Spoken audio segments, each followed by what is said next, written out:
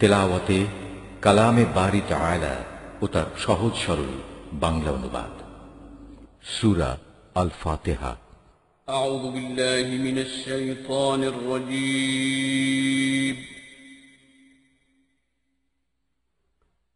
بسم الله الرحمن الرحيم. রহমান রহিম আল্লাহ তাআলার নামে। الحمد لله رب العالمين.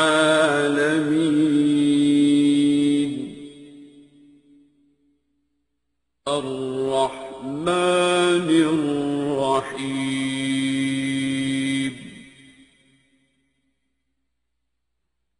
مالك يوم الدين.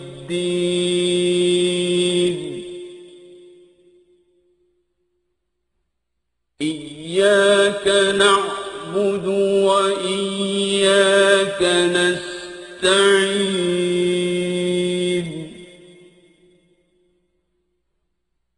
اهدنا الصراط المستقيم.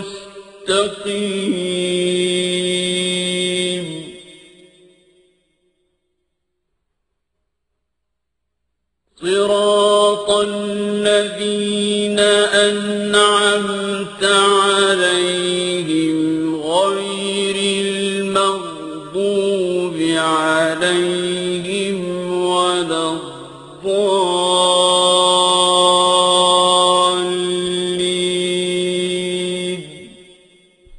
সমস্ত প্রশংসা আল্লাহ তাআলার জন্য।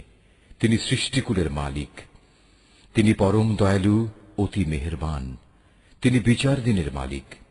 হে মালিক, আমরা তোমারই বন্দেগী করি এবং তোমারই সাহায্য চাই। তুমি আমাদের সরল ও অবিচল পথটি দেখিয়ে দাও। তাদের পথ যাদের উপর তুমি অনুগ্রহ করেছ, তাদের পথ নয় যাদের উপর অভিশাপ দেওয়া হয়েছে, এবং তাদের পথ নয় যারা পথভ্রষ্ট হয়ে গেছে।